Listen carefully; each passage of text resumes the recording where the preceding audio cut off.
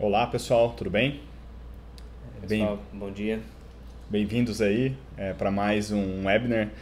Esse webinar faz parte de uma sequência de webinars que a gente está gravando. A gente já gravou um bem introdutório sobre APIs, dando uma visão geral. A gente já gravou um webinar sobre design de APIs, dando algumas dicas sobre como modelar os recursos e as operações, dando dicas de versionamento, etc.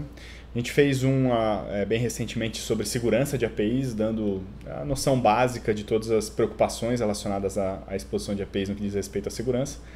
E agora a gente vai falar um pouco sobre gerenciamento de APIs. E a ideia desse webinar é não só passar por PowerPoint, né, por slides explicando, mas também dar uma ideia bem prática de como é que a gente coloca toda a preocupação de gerenciamento em cima de APIs, especialmente as que são disponibilizadas para pessoas externas da sua empresa, mas também para APIs internas. Tá?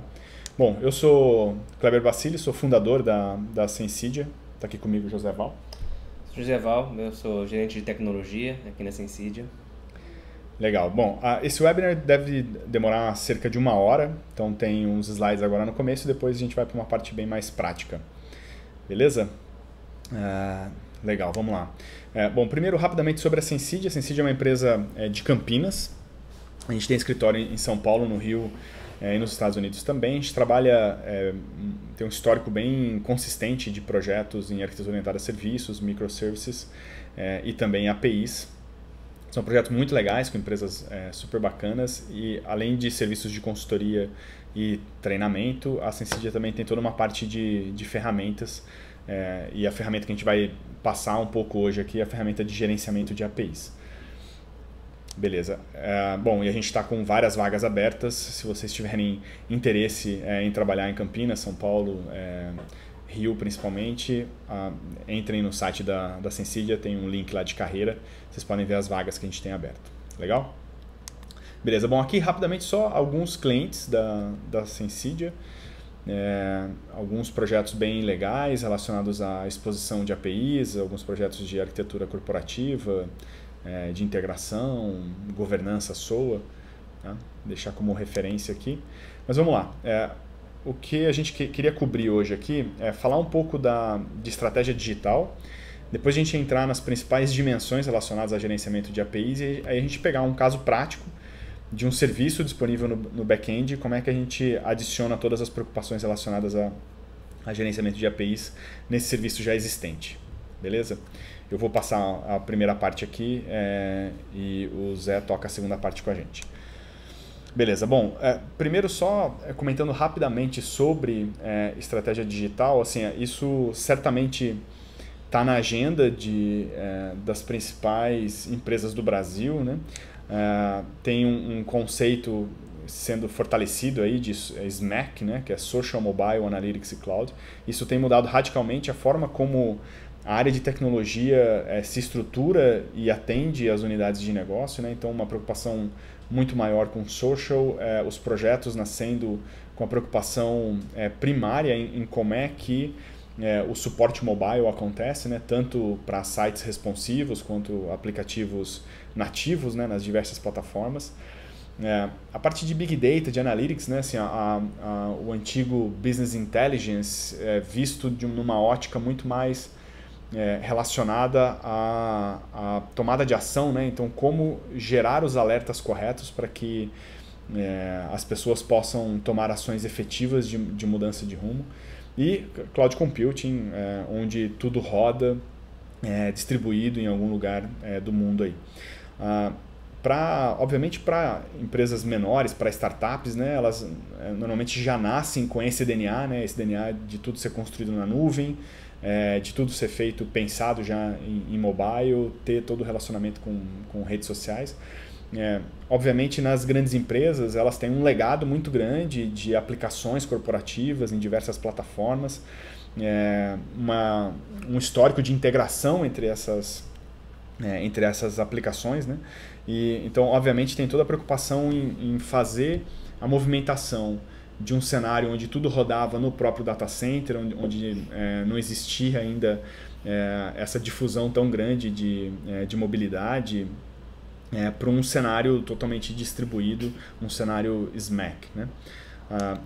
Bom, e aí algumas empresas estão se organizando num formato bimodal. Aqui eu coloquei o Vanderlei Cordeiro de Lima e o Usain Bolt para exemplificar, né, assim, duas modalidades parecidas, porém radicalmente diferentes quando a gente pensa em tudo que é necessário fazer para ter destaque nas duas, né? A ideia da maratona e do fundista, né, e do velocista. Então, se a gente pensar a área de TI, as empresas elas têm realmente moldado a sua estrutura de forma a ter dois tipos bem diferentes de projetos, né, de iniciativas. Passando um pouquinho mais em detalhe aqui. Então, chama bimodal porque você tem 2 ou até às vezes 3 modos, né? Mas o modo 1 é o modo mais tradicional, onde a confiabilidade é extremamente importante, são os sistemas mais sólidos e mais importantes da empresa, onde todo o gerenciamento de mudança tem que ser extremamente cuidadoso, os processos são super estruturados, tem alçada de aprovação, tem uma estratégia de governança bem aprofundada, né? Normalmente os fornecedores, as fábricas de software, as ferramentas, etc., são ferramentas super estabelecidas no mercado, fornecedores bem conhecidos, deals de longo prazo, né? A cultura ela é bem centrada em TI e o objetivo é que essas aplicações sejam super robustas e normalmente elas acabam sendo focadas em sistemas ou pacotes, né? Quando a gente pensa no modo 2, esse modo mais velocista, onde o objetivo principal é a agilidade, né? Conseguir fazer com que a empresa, embora ela mantenha os sistemas mais importantes funcionando a todo vapor, ela precisa ser capaz de inovar, de experimentar soluções novas de forma muito mais rápida, né? Então ela precisa certamente desligar alguns processos, desligar algumas restrições, trabalhar numa abordagem muito mais light, né? Com metodologias ágeis, com Scrum, com Kanban. Os recursos normalmente são equipes menores, os fornecedores muitas vezes são startups super inovadores, empresas pequenas. As tecnologias usadas também são tecnologias mais novas, né? A ideia é conseguir experimentar mais, aceitar mais a falha, né? Aceitar mais o erro, aprender com esses erros e tentar de novo, né? O objetivo é centrar muito mais em business, né? Centrar muito mais em soluções de negócio. E aí, do ponto de vista arquitetural, a gente tem falado muito em arquitetura de microserviços e a ideia do API First, né? Quando a gente pensa em mobile first, assim, construir as aplicações pensando primeiro em como é que ela se comporta no mobile, para depois pensar em como é que ela se comporta nas outras telas aí, né? Pelo menos especialmente na desktop, né? A web normal aí no browser. Mas aí quando a gente pensa em APIs, a gente está pensando muito na parte em API first, fazer o design dessas informações, desses dados e transações, de forma que ele possa ser usada em múltiplos dispositivos, em múltiplos canais, né? Tem um slide especificamente aqui sobre API First, né? É permitir que um mesmo conjunto de dispositivos diferentes consiga acessar esses dados, essas transações, através de uma camada específica, especialmente desenhada para expor esses dados e transações de uma maneira padronizada, né? Isso habilita múltiplos canais, isso habilita experiências em telas diferentes, né? Isso habilita a exposição desses serviços não só para suas próprias equipes construírem aplicativos, mas também para parceiros externos e outros agentes aí, construírem aplicações integradas à sua plataforma, né? E também para empresas grandes, né, que estão migrando parte das suas aplicações do ambiente on-premise, né, para a nuvem, ser capaz de criar essas integrações de forma mais ágil também, tá? Então essa é um pouco a ideia do API First. Pensando aqui quando a empresa já possui, né, todo esse back-end, a gente, no API First, a gente imagina uma camada para colocar todas as preocupações relacionadas à API. Né? Normalmente, nessa camada, a gente tem toda a preocupação de segurança de APIs, toda a parte de login, analytics e também a parte de engajamento, né? Documentação de quem está do outro lado consumindo essas APIs. Tá? A gente vai entrar mais em detalhe daqui a pouco. Bom, aí quando a gente pensa então em gerenciamento de APIs, se você vai expor essas APIs, seja para outras áreas da sua própria empresa, seja para parceiros externos, seja APIs totalmente públicas, obviamente níveis diferentes de gerenciamento são necessários. Né? Aqui a gente vai passar pelas principais preocupações relacionadas a gerenciamento de API. Então a sua API gerenciada, ela obviamente tem uma preocupação relacionada ao design dessa API, então não necessariamente aquele serviço interno que você construiu para integrar duas aplicações internas ali, esse mesmo design, exatamente como ele foi concebido, ele serve para você expor para fora. Né? Então, normalmente quando você vai expor para parceiros externos, tem algumas preocupações de design que precisam ser levadas em consideração. Tanto de nomenclatura, de clareza desses elementos, quanto de granularidade. Né? Eventualmente, dentro da sua rede, você pode ter muito mais invocações. Quando você vai para um ambiente de internet, com latência maior, você precisa eventualmente recompor um pouco esses serviços. Né? Toda a parte de segurança, políticas de acesso, rate limiting, a gente vai ver um pouco relacionado a isso. O gerenciamento de tráfego, né? Entender as apps que estão disparando as invocações para as APIs e o comportamento desse tráfego. Né? Gerenciar efetivamente as apps, né? Quem são os aplicativos que consomem as APIs. Toda a parte de documentação, de suporte aos desenvolvedores. O Analytics, né? Assim, conhecer como o tráfego acontece e poder tomar ações de melhoria de design de API ou de melhoria das políticas e mecanismos de segurança. E, por fim, a parte de monetização. Né? Não necessariamente uma API aberta ela precisa ser grátis. Né? Assim, existem diversos modelos de negócio que podem ser adicionados às APIs. Né? Você pode tanto cobrar do seu parceiro para usar a sua API, quanto remunerá-lo se ele trouxer informação, tráfego ou vendas, né? Através da API. Bacana? Então, assim, a gente vai explorar vários desses elementos no exemplo prático que a gente vai seguir daqui a pouco. Beleza, bom, aí esse exemplo prático a gente parte da ideia da gente já ter as APIs disponíveis no back-end, né? A gente pegou um exemplo bem simplesinho, né? de API, e aí a gente vai dar um shift aqui agora para ferramentas, demonstrar algumas coisas e mostrar um pouco mais esse cenário. Aí eu passo aqui para o Zé tocar agora. Legal. Bom, qual é a ideia aqui? A gente trouxe um exemplo simples, a ideia é demonstrar através de um projeto de tabela FIPE, onde as pessoas possam consultar preço de mercado de veículos e cadastrar preço desses veículos também. Então, a gente pensou que o cliente parte tendo as APIs. Né? Ele tem as APIs já no seu back-end, ele tem os recursos já disponíveis, e a partir desse recurso ele quer expor de uma forma segura, gerenciada, né? E controlada as APIs. Né? Então, o que ele tem normalmente no lado do back-end? Né? Ele tem tipicamente uma URL difícil, né? Então tá lá a URL projetox.mycompany.com/, assim, é uma URL que é interna, né? Foi desenvolvida para ser usada pela empresa internamente, né? Então ela não é apropriada para colocar no mercado. Os nomes dos atributos, a nomenclatura que o Kleber comentou, que é o que faz parte do design da API, ela também normalmente reflete uma estrutura interna, né? Então reflete uma coluna de uma tabela, reflete um objetivo de uma variável de sincronização, de data, enfim, que muitas vezes não é algo que a gente quer expor para o desenvolvedor, para o integrador de fora. Muitos parâmetros também, na mesma ideia, né? Internamente faz sentido colocar, pegando já nosso exemplo que a gente vai trabalhar, né? Numa tabela FIPE, eventualmente você tem valores históricos dos veículos, né? Então, internamente você gostaria de consultar quanto valia esse veículo no ano passado para constatar a evolução do mercado.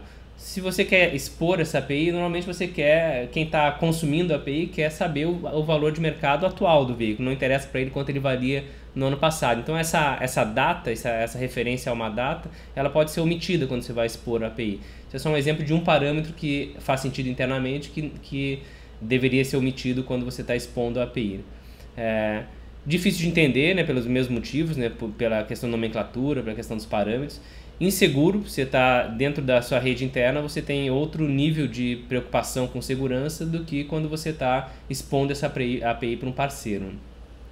E pouco transparente, né? Você não tem a visão do que está sendo consumido na sua API. Você não tinha essa preocupação quando você construiu aqueles serviços, então isso não se refletiu no design da sua API. Né? Então essas são algumas das preocupações que a gente, alguma das características que a gente precisa lidar na hora de expor uma API gerenciada. Né?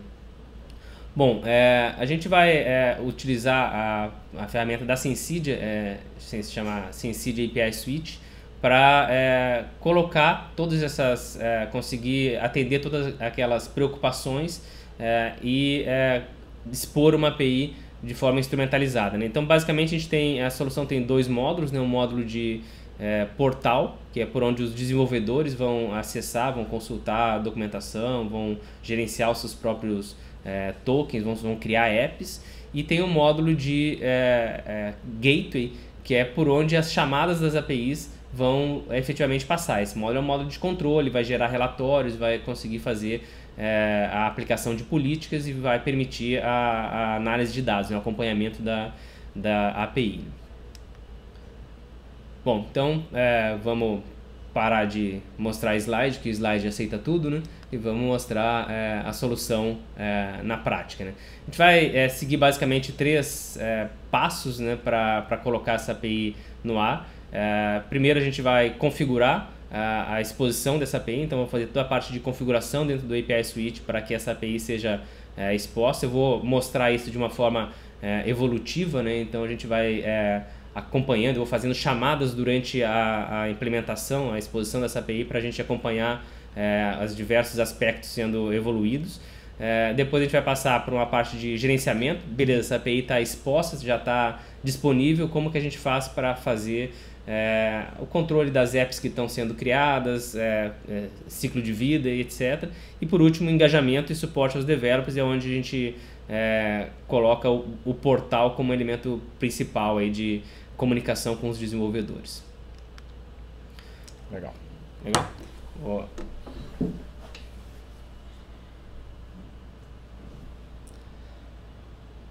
Bom, então, em primeiro lugar, vamos configurar essa API. Né? A gente vai, esse aqui é a interface de gerenciamento do API Suite. Né?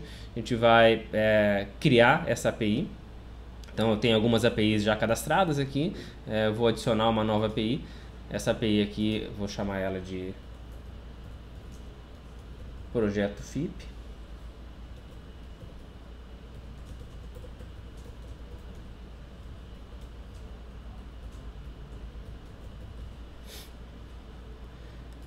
A minha URL de produção vai ser a URL onde os desenvolvedores onde as apps vão efetivamente fazer as chamadas. Essa URL aqui é a URL onde o gateway foi implantado, por onde ele vai responder. Nesse caso aqui, nesse ambiente, é essa que eu estou digitando. Treinamento.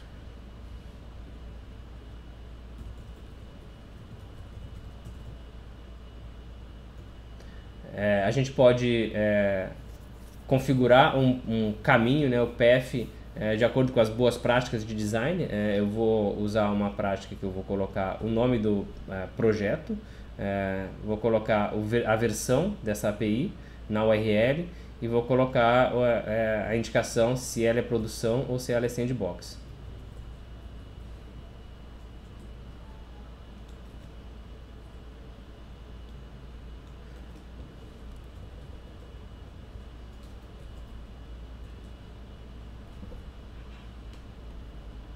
E aqui eu adiciono quais os recursos que essa API ela vai ter.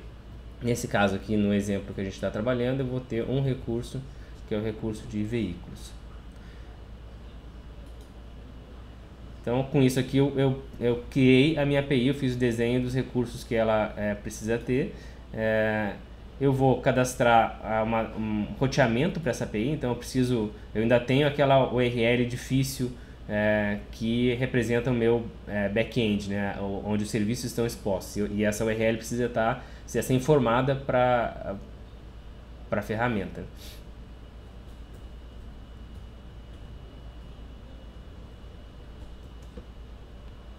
Então eu vou mapear a URL de produção para essa URL difícil, que por ser difícil, eu não sei ela de cor.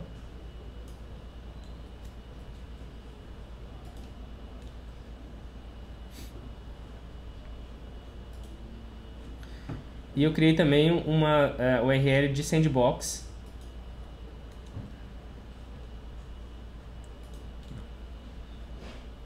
que eu preciso mapear.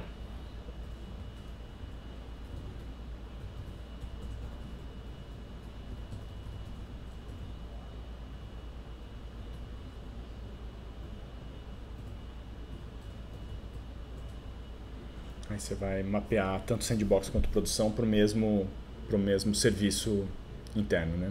Aí, obviamente, você pode ter múltiplos ambientes, né? Essa é só uma visão simplificada aqui. Isso, a ideia é essa, Kleber, a gente está aproveitando o mesmo endpoint e separando chamadas que vêm de sandbox e chamadas de produção para efeitos de analytics, né, para a gente conseguir identificar a origem dessas chamadas, e também porque eu quero colocar um portal de desenvolvedores no ar. As chamadas que vêm desse portal de desenvolvedores serão consideradas como sandbox. Por isso que eu estou separando dois ambientes aqui.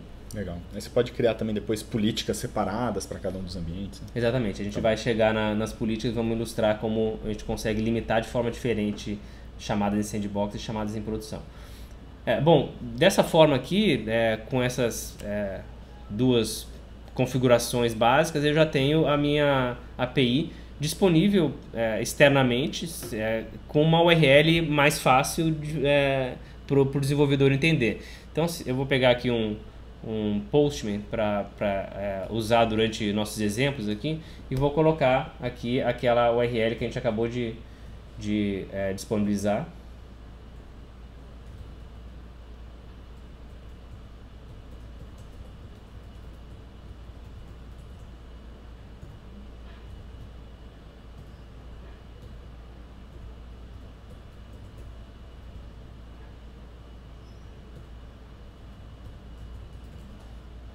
Chamar o recurso de veículos, um get nesse recurso.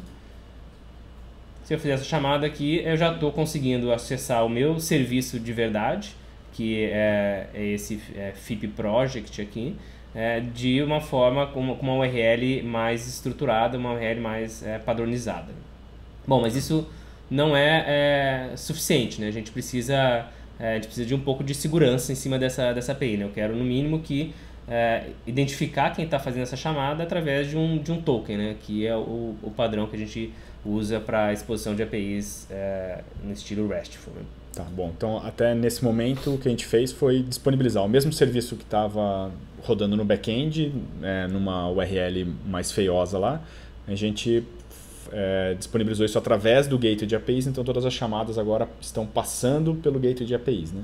Exatamente. Tá. Uma vez passando, agora então a gente consegue colocar parte de segurança, outras restrições na jogada. Aí, isso, né? A gente atendeu aquele requisito de transparência, né? A gente consegue agora visualizar o que está passando pelo gateway, e também o requisito de URL difícil, né? A gente colocou exposto de uma forma mais fácil.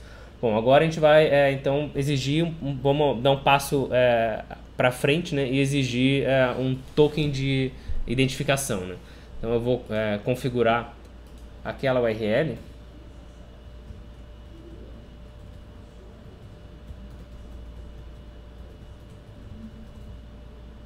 Copia nessa URL.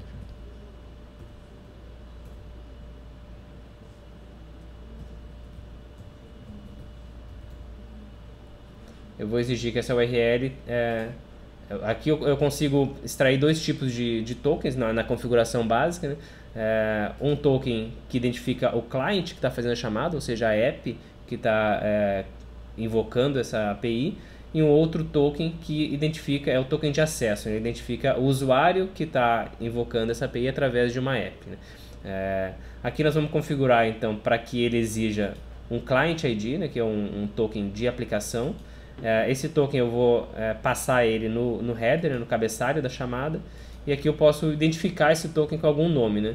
Eu vou identificar ele como App Token e vou rejeitar chamadas que não vierem com essa configuração correta. Eu vou copiar essa URL aqui, porque eu vou precisar dela para fazer a mesma configuração, só que em Sandbox.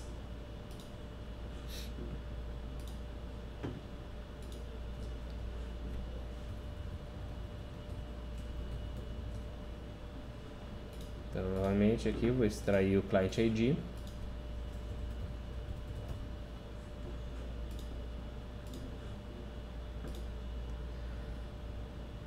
Pronto, agora com isso a gente já tem uma configuração de segurança. Se a gente voltar para o nosso Postman e fizer a mesma chamada que a gente fez anteriormente, ele já vai negar essa requisição, dizendo que eu preciso passar um token que identifica a app, e esse token precisa ser passado no header, identificado por app token. Então, ok, assim, a gente agora já está com a URL protegida. Eu vou fazer uma validação aqui, efetivamente passando esse token. Então, eu vou pegar, eu posso, se for uma estratégia onde as minhas apps vão usar a minha API, eu poderia criar as próprias apps dentro da ferramenta e utilizar os tokens dessas apps. Se for uma estratégia de exposição aberta, né, de APIs abertas, onde os desenvolvedores externos criam suas próprias apps, eles vão receber esse Client ID, esse token, através do portal.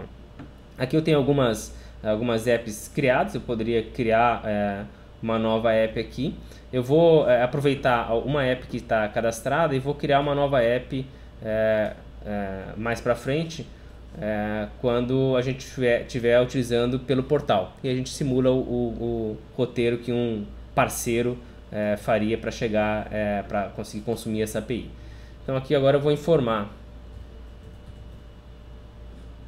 o header solicitado, né, que é o app token, e passar o meu client ID. Então, se eu fizer essa chamada, agora eu consigo receber a resposta que eu tinha recebido anteriormente, com a configuração de segurança aqui. Eventualmente, posso solicitar um veículo específico aqui, então eu quero só um veículo, ele vai retornar só um veículo. Bom, isso é suficiente? Assim, eventualmente pode ser.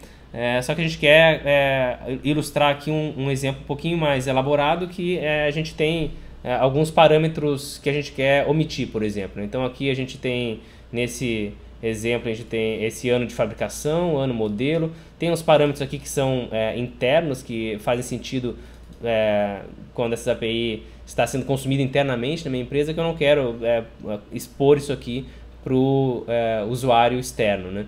Então eu vou cadastrar uma transformação nesse JSON aqui, nesse conteúdo de mensagem. Isso eu vou fazer pela própria ferramenta, né? Então vou dar um passo além aqui nas minhas configurações e vou cadastrar uma transformação que vai unificar dois parâmetros, que é ano fabricação e ano modelo. Eu vou unificar eles para ano e vou omitir aqueles outros parâmetros de etag e kind, né?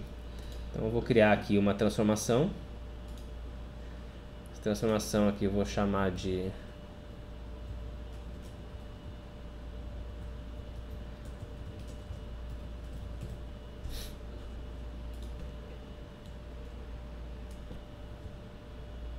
eu vou pegar, copiar e colar a minha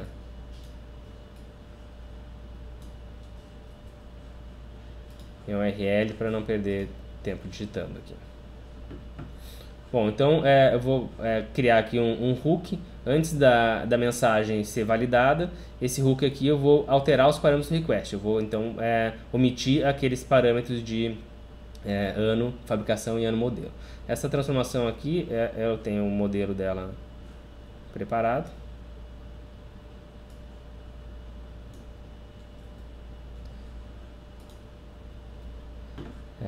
Nesse caso é um código JavaScript, né? Onde você obtém os atributos do request, manipula esses atributos antes de fazer o forward para o back-end, né? Exatamente. Esses modelos de transformações, modelos de JavaScript, a gente tem diversos tipos. Depois eu ilustro aqui com outros exemplos de JavaScripts que podem ser pendurados em vários pontos da minha requisição.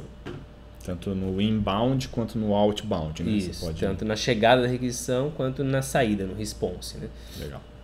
Então vou cadastrar aqui a alteração dos atributos do request, ou seja, aqui eu não estou modificando em nada o meu back-end. O meu back-end ele precisa continuar recebendo do lado dele um ano de fabricação e um ano modelo. Então eu preciso fazer esse tratamento tanto na ida quanto no retorno, né? Eu tenho que o back-end ele vai retornar esses atributos também, vai retornar aqueles outros atributos que não faz sentido, tag, etc. E eu preciso tratar esses atributos para mostrar para o usuário, né? Então aqui eu vou cadastrar uma outra que é mudar os atributos do response.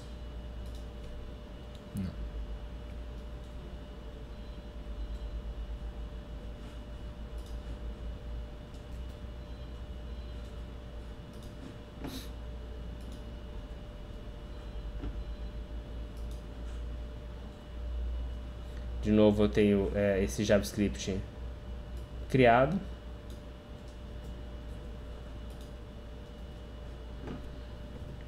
Então esse aqui ele vai tratar os atributos do response e vai excluir alguns atributos desnecessários. Ok, cadastradas duas transformações. Se a gente agora fizer a chamada no Postman, se a gente fizer a mesma chamada que a gente fez anteriormente, a gente vai ter o resultado sem aqueles parâmetros que eram inúteis, né, inapropriados para o desenvolvedor, né, para quem está consumindo essa API. Então agora a gente já tem um ambiente um pouco mais estruturado. A gente pode passar isso aí para os parceiros já, Kleber? O que você acha? Então só recapitulando, né? A gente partiu de um serviço interno, a gente mudou o tráfego para todo o tráfego passar por dentro do gateway de APIs. Aí a gente adicionou a questão de segurança, um app token para conseguir identificar qual que é o aplicativo que está invocando essa API. E aí você pode ter vários aplicativos diferentes, né? Você consegue fazer esse gerenciamento aqui por dentro do gateway. E além disso a gente adaptou o design do serviço que tinha sido concebido para ser usado internamente. A gente fez adaptações nele para simplificar esse serviço para ser exposto externamente, embora lá dentro ele ainda possa atender requisições internas de outros aplicativos internos no formato antigo ainda, né?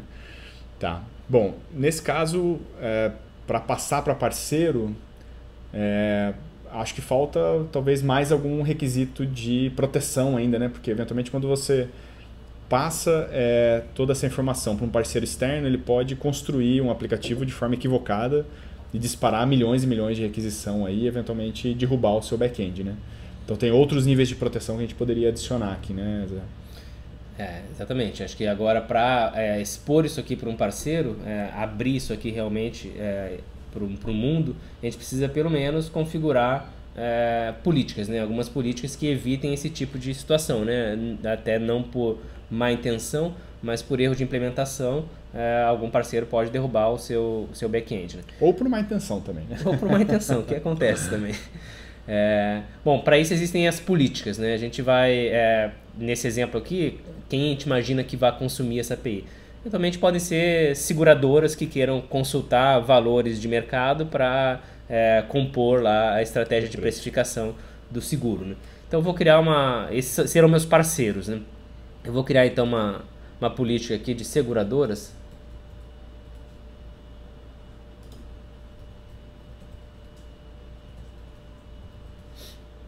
E vou criar regras para essa política. Que regras que eu vou criar? Bom, eu vou permitir ela acessar somente a API que tem sentido para elas, a API de FIP, né, da tabela FIP. Qualquer recurso, todos os métodos. Não vou cadastrar IPs de bloqueio nesse momento. Vou cadastrar um ambiente de produção com um limite aqui de Vamos exemplificar aqui com 5 chamadas. Se eu tiver mais que 5 requisições em 1 minuto, eu vou retornar um 429, que é o código HTTP para Too Many Requests. E o tamanho dessas requisições é de no máximo 1 KB, assim, eu não pretendo receber dados maiores que isso. Então, se for maior que isso, vai ser bloqueada essa informação, esse request, com o código 413, que é Entity Too Large. Então, eu vou criar aqui com 5 chamadas para produção. Eu vou criar uma outra regra com as mesmas características, porém para sandbox, limitando aqui as chamadas em sandbox só para ficar diferente aqui, vamos colocar em 3 chamadas por minuto. Ok, vou salvar essa política aqui. Vou associar essa política posso associar essa política a apps, né? Fazer a gestão dos tokens que estão associados às apps. Eu vou associar a app que eu estava utilizando, essa app Pechincha aqui, ela está associada a uma política ilimitada. Eu vou associar ela a essa política de seguradoras. E vamos fazer o nosso teste aqui. A gente limitou as 5 chamadas. Aqui a gente vai fazer então 5 chamadas usando essa aplicação para ver se realmente ele vai bloquear a minha requisição. Então, no sexto clique, ele disse que eu já excedi aqui o limite máximo de requisições para essa API, que são 5 requisições. Acho que agora está ok em termos de infraestrutura para expor para os parceiros, né? Assim, acho que agora a gente pode pensar em como que os parceiros vão consumir essa API. Essa API está exposta, eu conheço a estrutura dela, eu sei que existe um recurso chamado veículos, que existe que eu posso invocar para ter a listagem de veículos, que eu posso passar o nome de um veículo específico para ter dados especificamente daquele veículo, mas o meu parceiro, quem vai construir a app, precisa saber disso também, né? Como que a gente vai informar ele, Kleber? Vamos colocar um PDF no site? Mandar um guia de integração, um PDF com 200 páginas pro cara. Manda por e-mail, né? Manda por e-mail, para garantir que ele recebeu, né? E aí daqui a pouco, quando mudar a API de novo, esse e-mail vai continuar circulando nos parceiros, né? Não, a ideia é... Bom, primeiro, tem uma parte do design da API, né, de todos esses recursos. Existem alguns formatos diferentes de documentação de APIs, né? A gente costuma usar bastante o Swagger, é um dos padrões de documentação de API. Existem outros, esse é o que a gente mais tem usado.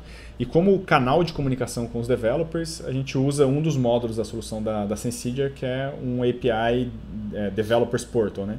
Que é uma forma padronizada de passar informações de documentação e de dar suporte para os desenvolvedores, né? Então, isso. Agora você vai mostrar aí, né?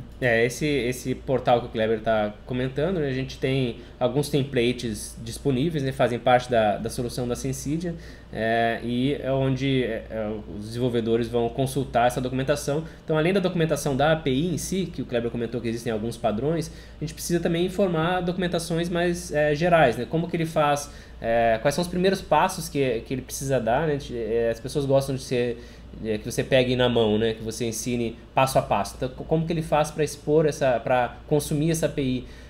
Como que é o esquema de autenticação dessa API, né? Então você precisa dar uma documentação mais genérica sobre isso, né? Quais são os códigos de erro que ele vai receber, que essa API vai retornar, para que ele possa tratar do lado da aplicação. Então tem várias documentações que são mais gerais, né? E igualmente importantes, né? Para que o cara consiga consumir essa API de forma rápida e correta, né? E além disso tem a documentação dos próprios recursos que essa API está disponibilizando, né? Então a gente está falando do projeto FIP aqui, que tem o recurso de veículos, né? E a gente tem aqui uma documentação padronizada. A gente usa um dos padrões de mercado chamado Swagger, né?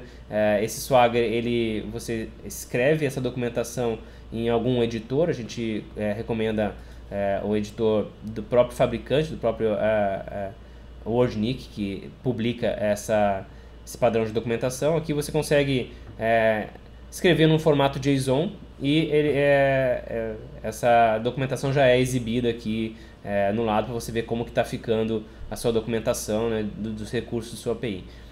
Com esse arquivo escrito, né, você publica esse arquivo no portal de desenvolvedores e você tem aqui já uma documentação estruturada, né, e iterativa para você fazer chamadas a essa API. Você pode, tendo o seu próprio app token aqui, você já pode fazer uma chamada invocando essa API, já consegue ver o resultado no próprio browser, né? Então vamos fazer isso, vamos logar, já que é tão fácil, né? Vamos logar, vamos criar uma conta. Eventualmente eu posso criar uma conta, vou usar a minha conta já cadastrada aqui.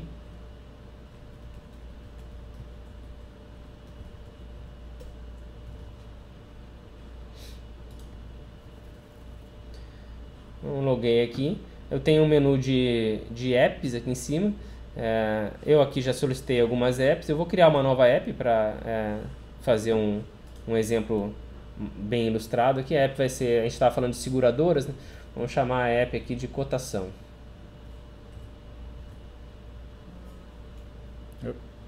Ops, vai sem mesmo. No Mac.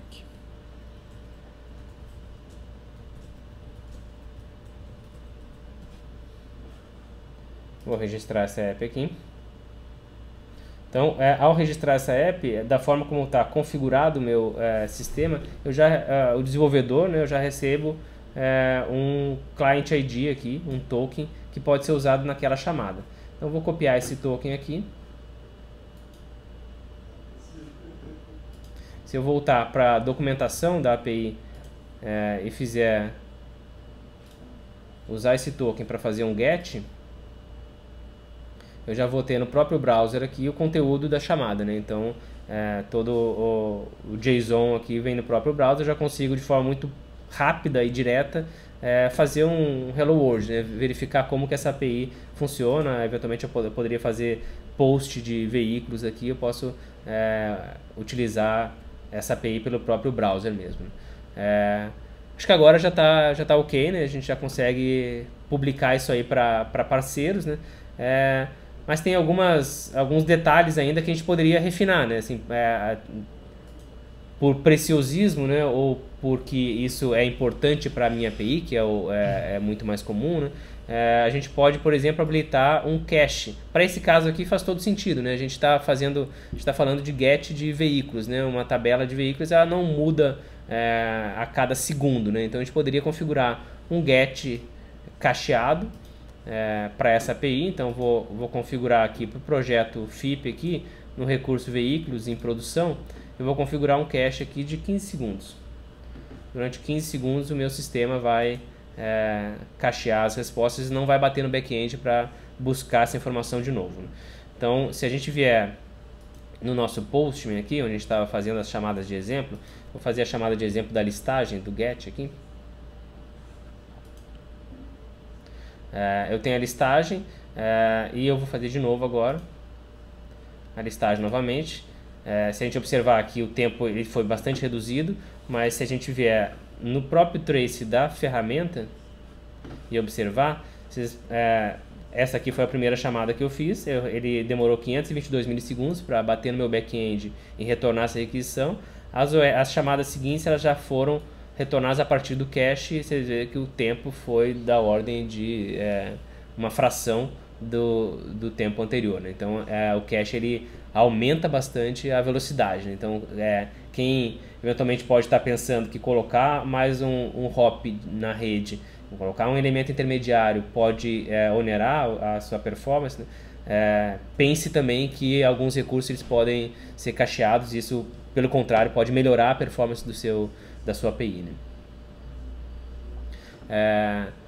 Bom, existe também, como a gente comentou, né, várias outras transformações que a gente pode inserir, né, ainda na linha de refinamentos, né? A gente tem uma série de transformações já pré-configuradas, uma série de exemplos que podem ser usados para diversas situações, né? Pegar algum parâmetro específico do request, transformar um método de put para get, por exemplo, ocultar informações importantes para que elas não sejam logadas, né? Então, número de cartão de crédito, informações específicas dos usuários, né? A gente pode obfuscar, né, essa informação. Também tem o esquema de conversão, né? JSON XML, SOAP REST, né? Assim, eventualmente a sua API interna ela pode estar disponibilizada em formato SOAP XML, só que você quer disponibilizá-la para os seus parceiros externos em formato REST-JSON, né? Então você também consegue fazer essa transformação dentro do gateway sem ter que alterar nada no serviço legado ali, né? Isso inclusive é uma situação bastante comum, né? A gente encontrar, a gente tem... eu tenho um serviço que é SOAP, mas eu quero, na verdade, expô-lo de uma forma diferente, né? Eu quero fazer uma transformação de protocolo, né? Então a gente já tem exemplos para isso, né? Obviamente você vai ter que configurar de acordo com a sua realidade, né? Colocando os parâmetros corretos e as alterações que precisam ser feitas, né? Legal. Bom, com isso, Zé, a gente tem toda a parte da exposição, né? Que é aqueles 3 passos lá que a gente tinha comentado. Que o primeiro passo é a exposição da API, né? Aí tem uma parte de gerenciamento, tá? Então, uma vez que você publicou a sua API, agora você tem parceiros, tem um portal de developers. Esses desenvolvedores eles podem entrar lá, se registrar, criar uma app, obter um token de acesso. Com esse token de acesso ele começa a desenvolver o aplicativo dele, né? Então, a sua estratégia de API está operando nesse momento, né? Então, conta um pouco como é que a gente faz agora para gerenciar a API que está em funcionamento. Isso, a gente pode usar até o próprio exemplo que a gente acabou de criar uma app, né, como um desenvolvedor. Eu criei a app Cotação. Se a gente vier na listagem de apps, a gente vai ver que essa app consta aqui na listagem. A gente pode fazer a gestão dessa app, né? Eu posso colocar uma descrição melhor, alterar a nomenclatura. Eventualmente eu posso alterar o status no ciclo de vida desse token, né? O usuário automaticamente recebeu um token lá. Esse token ele dá permissão, num cenário típico, ele dá permissão de acesso ao ambiente de sandbox e um acesso reduzido, né? Mas eventualmente esse token pode ter vazado, pode estar sendo usado de forma indevida e eu preciso cancelar, eu preciso rejeitar esse token. Eu consigo fazer isso pela própria ferramenta, né?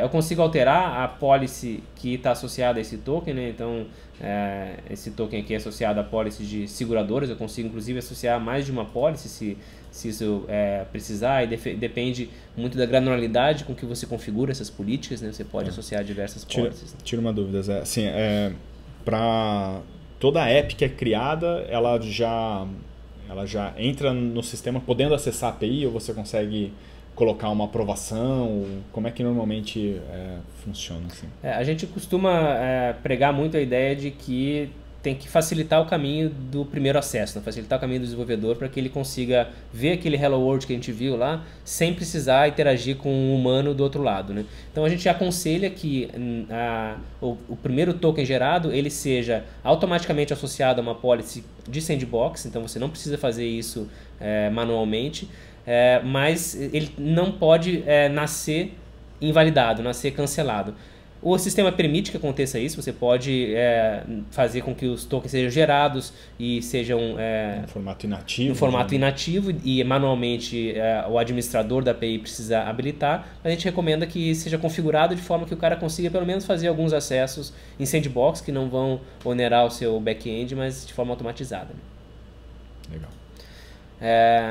Bom, a gente pode fazer toda essa gestão de apps e a gente pode acompanhar como que está o acesso a essa API, né? Então, a gente tem uma série de gráficos de acesso aqui, né? Que, a gente tem alguns gráficos que mostram quantidade de chamados com um status específico de HTTP, né? Chamadas com sucesso, chamadas que foram bloqueadas pelo back-end, seja por muitas requisições, por formato inadequado. Bloqueados pelo gateway, né? Bloqueados pelo gateway.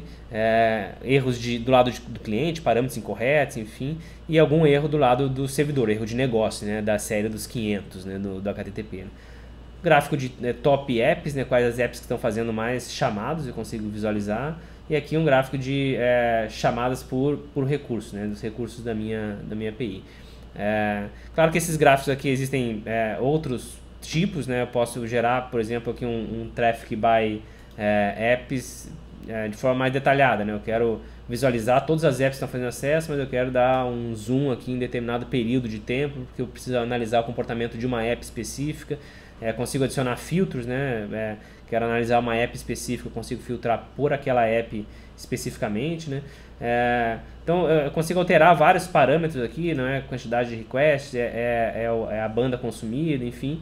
e alterar o tipo de gráfico aqui para outros tipos e salvar esse gráfico aqui como um novo gráfico, né? Ou eventualmente até atualizar algum gráfico que já existe, né? Então eu consigo manipular esses valores aqui e gerar informações de analytics que sejam importantes para o meu negócio, né? Então esse gráfico de error handling aqui eu posso visualizar ele também de uma forma mais detalhada, né? E com isso você tem um controle maior do que está passando, do que está qual é o comportamento da sua API de uma forma geral. Você também tem a parte detalhada, né? Você eventualmente precisa ajudar o seu desenvolvedor, o seu parceiro, a consertar o aplicativo, ele liga para o suporte perguntando por que não está funcionando, você precisa saber exatamente o que está acontecendo aqui, né? Então a gente tem uma ferramenta de troubleshooting aqui, a gente chama de Trace, onde você vê exatamente todas as requisições que estão passando pelo seu gateway, chegando no seu back-end, né? Você consegue chegar no detalhe dessa requisição, né? Você verifica o que foi passado no request de parâmetros, o que foi devolvido no response, qual foi o JSON que foi devolvido, o que foi no cabeçalho e tudo que foi feito nesse caminho, né? Tudo que o seu gateway fez, né? Então ele eventualmente ele executou um hook de mudar atributos, ele aplicou uma determinada policy, então você consegue uma ferramenta para auxílio de desenvolvimento, para desenvolvedor adora essa ferramenta aqui, né? Consegue ler isso aqui como se fosse um livro de cabeceira, né? Legal, então isso aqui é especialmente interessante para fazer suporte, né? Então eventualmente você disponibilizou a API, você tem um parceiro que está tentando integrar, ele está mandando o request, está retornando um erro 400 alguma coisa lá e ele não está sabendo por quê. Ele aciona o suporte, seja através de um ticket, seja ligando, sei lá, Hangout, Skype. E aí o desenvolvedor da API ou o owner, né, da API, ele consegue acessar essa ferramenta para entender detalhes de como é que está.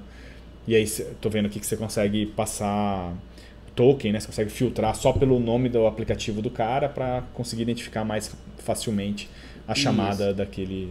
Essa aqui é uma tela que ela fica...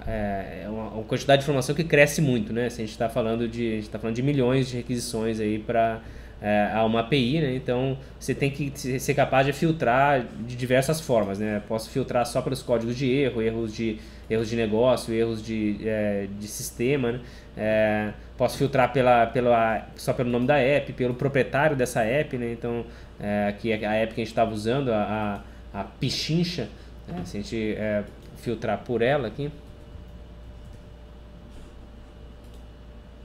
a gente vai ver, eu filtrei aqui para o business erros e filtrei pela app, vai mostrar aquele 429 que a gente recebeu enquanto estava testando a política, né? Então se você olhar no detalhe dessa requisição, você vai ver que o response foi que ele excedeu o máximo para aquela política associada à app, né? Legal. Mais um detalhe aqui, Kleber, que acho que é importante a gente destacar, né? Que no momento que você abre uma API, né, você está sujeito a todo tipo de acesso, né? Então, quanto mais controle você tiver, mais formas de ser informado sobre situações que estão acontecendo no seu back-end, melhor, né? Aqui a gente tem uma parte onde a gente pode configurar alguns alertas, né? Aqui a gente tem um alerta de performance ruim configurado, né? Esse alerta de performance ruim ele vai gerar um incidente, né? Gerar um alerta quando o meu back-end demora mais que 1000 milissegundos para responder, né? Eu classifiquei isso como uma severidade média e eu vou tratar isso aí de alguma forma, né? Eu posso cadastrar outros alertas também, né? Com outros níveis de severidade e de outros tipos, né? Então, por exemplo, eu cadastrei um de performance, eu poderia cadastrar um de throughput, né? Ultrapassar um certo volume de chamados, você quer ser informado. Exatamente. Eu sei que minha API, no cenário normal, ela costuma receber 800 requisições por minuto e eu quero ser informado se chegar a 1000. Né? Então, aqui você consegue configurar esse tipo de alerta para manter esse controle. Isso é para você buscar situações anômalas, né? E poder atuar proativamente, digamos assim. Exatamente. Não substitui uma ferramenta de monitoria completa, né? Mas é um auxílio importante aí na sua estratégia. Legal. Legal, muito bom. Bom, então, além... a gente passou pela criação da API, né? O design dessa API, a gente viu o Swagger. Aí toda a parte, a gente adicionou a parte de segurança da API, a gente criou uma transformação, né, para simplificar um pouco os parâmetros dessa API. Depois a gente fez a parte de policies, né, criando rate limitings. Aí eu vi também que tem a possibilidade de colocar, fazer filtro de IP, né, tem outros tipos de políticas que também podem ser associadas a uma determinada API e para ser aplicada quando determinados tipos de aplicativos acessarem a API, né? E aí depois a gente viu também o portal. Aí, assim, para o engajamento dos desenvolvedores, o API Portal é normalmente o canal mais usado, né? E ali dentro tem toda a parte de comunicação, de abertura de tickets, de blog, esse tipo de coisa, né? Isso, o desenvolvedor logado, né, ele tem acesso também a uma parte de gestão das suas próprias apps, né, gestão da sua conta, tickets de suporte e uma ferramenta de dashboard onde ele consegue verificar as chamadas que ele está fazendo, que as suas apps estão fazendo em sandbox. Legal. Então a ideia aí é dar um pouco mais de ferramentas, mais autonomia para o desenvolvedor, para ele mesmo conseguir descobrir eventuais problemas que o aplicativo dele pode estar enfrentando. Isso. Ao mesmo tempo que você quer criar uma comunidade em torno de sua API, você não quer que o cara fique 4 horas por dia no telefone com seu arquiteto, com alguém que desenvolveu a API para conseguir fazer funcionar, para conseguir investigar algum problema, né? Você quer dar ferramentas que permitam ele caminhar com as próprias pernas, né? Legal. Legal, tá ótimo. Muito bom. Então só voltando aqui, se a gente voltar para aquele caso especificamente, né? Assim, dentro do conceito de gerenciamento de APIs, a gente passou por diversos elementos desses, né? Então, a parte de design, que é fazer com que o design fique mais elegante, né? Escondendo atributos, etc. Toda a parte de segurança. A gente colocou a segurança um token de acesso, né? Mas existem, obviamente, outros formatos, né? Tipo um OAuth 2 mesmo, onde você tem fluxos mais completos, né? Para identificar, além do aplicativo, identificar também o usuário, para fazer com que o usuário dê permissão para um aplicativo externo acessar dados dele, né? Isso, a gente poderia configurar, onde a gente configurou as informações sobre um token de aplicação, a gente poderia configurar um token de acesso que fosse gerado através do OAuth 2, né? Legal. Tá bom, a parte de políticas de acesso, todo o gerenciamento de tráfego, né? Saber tudo que está passando por dentro da API, o gerenciamento dos aplicativos, né? Saber quem está do outro lado, né? Quem está criando esses aplicativos que acessam a API. A parte de documentação, tanto a documentação técnica quanto a documentação não técnica, né? Essa documentação mais geral, de orientação. Uma dúvida, no portal a gente consegue criar outros tipos de páginas? Como é que funciona essa parte de criação de outros tipos de elementos, de orientação para os desenvolvedores?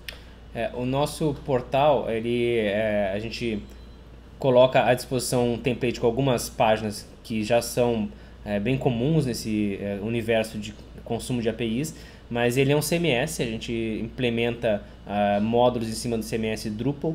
Então você tem toda a flexibilidade de alterar desde o layout do portal até o conteúdo de páginas, criar novas páginas, implementar módulos eventualmente, né, que possam mostrar outro tipo de informação, que possam consumir outras APIs. Né? Você tem total liberdade de alterar aquele portal.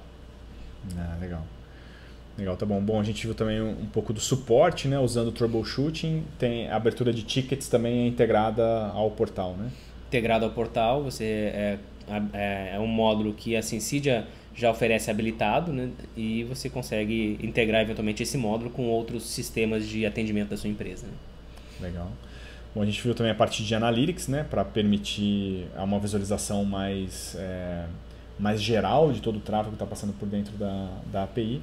E aí também tem a questão de modelo de negócio, né? A gente não entrou muito, mas cada empresa, no fim das contas, ela acaba...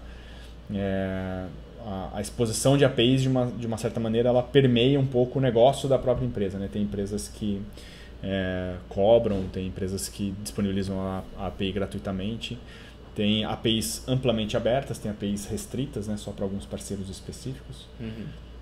Legal. Tá bom. Pessoal, acho que é isso que a gente queria passar. A maior parte das perguntas a gente já foi respondendo mesmo durante o webinar, né?